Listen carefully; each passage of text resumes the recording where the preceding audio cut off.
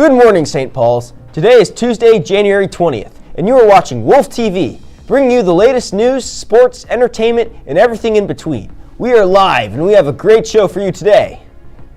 Here are the announcements for today.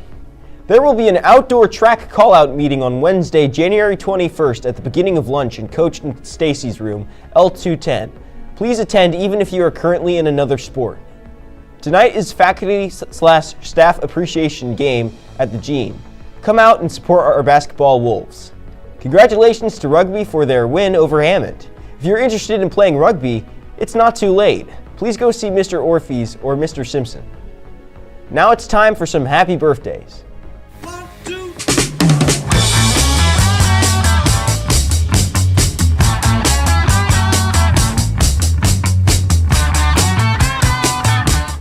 We wish a very special day to the following Wolves: Roman Brossell, Gray Davis, Dylan Patel, Claiborne Pellegrin, and Charles Pelcher.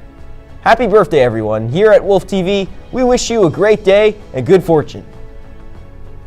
Now it's time for Faculty of the Week.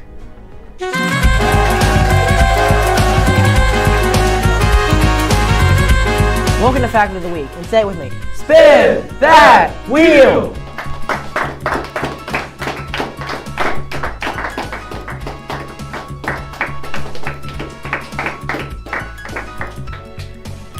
Congratulations, Miss Gardner. You're the Faculty of the Week.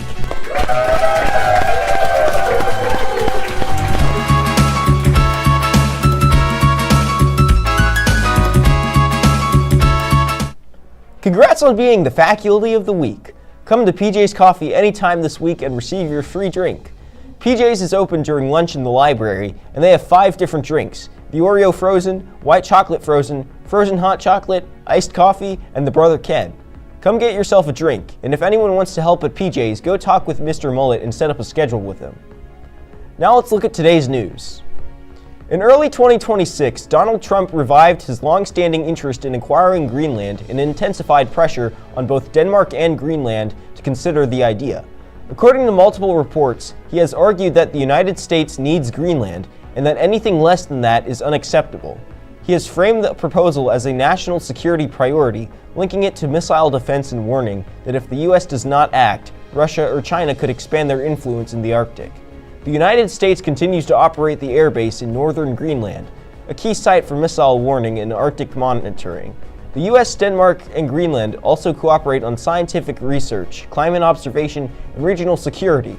Trump's earlier 2019 proposal to purchase Greenland caused brief diplomatic tension, but did not lead to negotiations, and both Denmark and Greenland reiterated that the island is not for sale.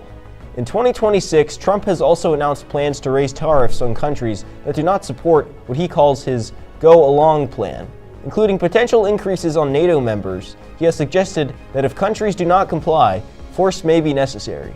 For now, international attention remains focused on broader Arctic issues such as climate change, emerging shipping routes, and great power competition, rather than any renewed attempt to acquire Greenland.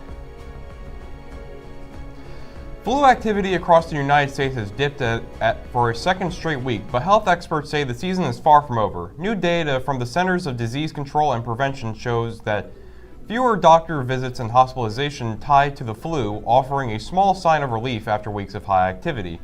However, officials warn flu season often come in waves, and a second surge is still possible. The dominant strain this year is influenza A, known for causing more severe illness, especially in older adults. So far, the CDC estimates millions of illnesses nationwide and thousands of deaths, including dozens of children. Health officials continue to urge vaccination, good hygiene, and staying home when sick as winter virus season continues. Now here comes Wolf TV Trivia.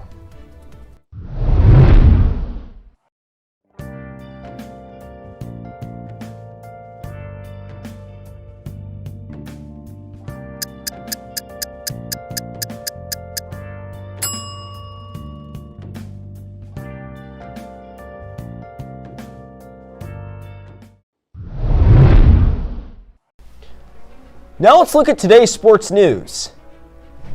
It was a big weekend for football. There's not many left, so we got to enjoy them while we can. Let's start off with the NFL. The Bills lost a heartbreaking overtime game to the Denver Broncos. The victory wasn't all sweet for Denver, though, because after the game, it was revealed that starting quarterback Bo Nix broke his ankle and will be out for the rest of the Super Bowl run. The loss led to the firing of Sean McDermott as the Bills' head coach despite his excellent win record in the last 8 years. The Seahawks destroyed the 49ers to round out Saturday's games.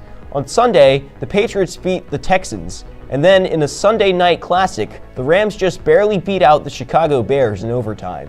This sets up for our NFC and AFC championship games this weekend. The Seattle Seahawks versus the Los Angeles Rams, and the Denver Broncos versus the New England Patriots.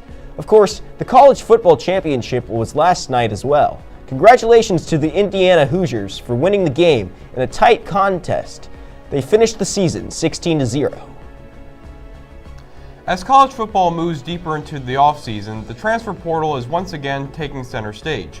January has turned into one of the most important months of the year as players across the country look for new homes and teams work quickly to rebuild. Programs are targeting experienced quarterbacks, strong offensive linemen, and impact defenders, hoping to fill key gaps before spring practice begins. For some teams, the portal has become the fastest way to turn things around, adding proven talent with college experience. But while some schools are gaining, others are feeling the losses. Star players and key role players are entering the portal, forcing coaches to adjust plans and reshape their rosters on the fly. With the portal window closing, decisions made right now could shape the entire season ahead. The transfer portal has changed the game, and the offseason is now just as important as the fall.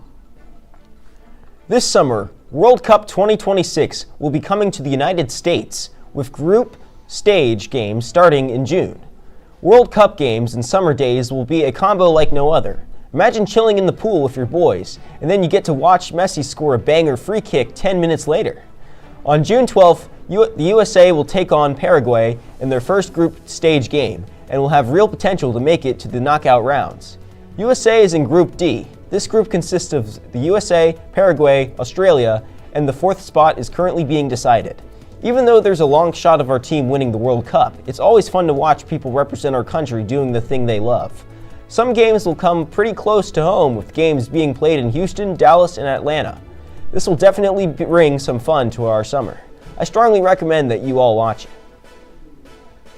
Now it's time for Song of the Day.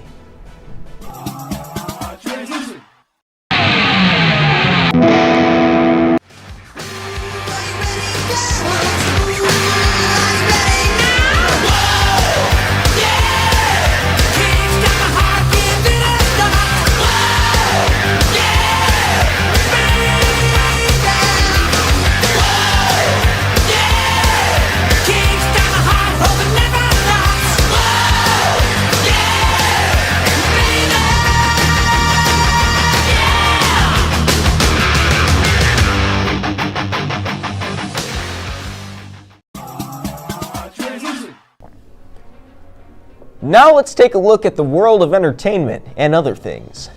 Hoppers is an upcoming Pixar animated adventure comedy film set for a March 6, 2026 release about a girl named Mabel who uses technology to hop her consciousness into a robotic beaver to uncover animal world secrets and save their habitat from development. The main character is an animal lover who wants to save all the animals from the scientists' destruction of the habitat. The movie's director, Daniel Chong, initially pitched the film with penguin protagonists. However, Pixar disapproved, arguing that penguins had been protagonists in several other animated films, so they changed the protagonists to beavers after doing research on how they affect the environment. Chong said, "Beavers can be these ecosystem engineers and help everyone else survive. I think that just made me go, oh man, beavers are crazy cool." We happen to agree. Early previews of the film have been positive, and the trailer has seen heavy airplay during high-profile national broadcasts, like Sunday Night Football. We'll get to watch the wacky exploits of these busy beavers later this year when Hoppers releases worldwide.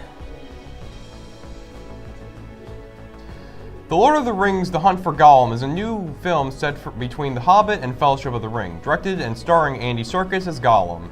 For those that don't know, Serkis played Gollum in the original movies too. This new film explores Aragorn's mission to track Gollum before Sauron does, featuring a psychological narrative with perspectives from Gandalf and Aragorn, and slated for a December 2027 release, with filming scheduled to take place in New Zealand in 2026.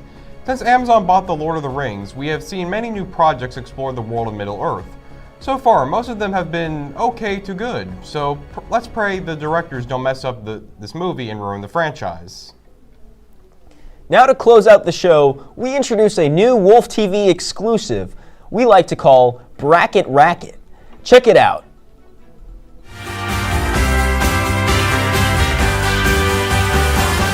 Hello Wolves, and welcome to Bracket Racket, where we try to find the best things in a bracket-style competition. In our first bracket, we'll be finding out which Adam Sandler movie is best. Everyone can participate by scanning the QR code on the doors to each of the buildings. The round 1 flyers will be up for a few days and then be replaced with the round 2 flyers, so make sure to get your vote in before it's too late. There are 16 movies we are voting on, and here are the competitors for this round. Click versus 50 First Dates, Zookeeper versus The Wedding Singer, 8 Crazy Nights versus The Murder Mystery, Waterboy versus Hubie Halloween, Pixels versus Uncut Gems, Billy Madison versus Happy Gilmore 2, Happy Gilmore versus The Longest Yard, and Big Daddy versus Grown Ups. There you have it. And make sure to get your votes in before it's too late, and we will reveal the winners and losers of this round in a later date. This has been Bracket Racket.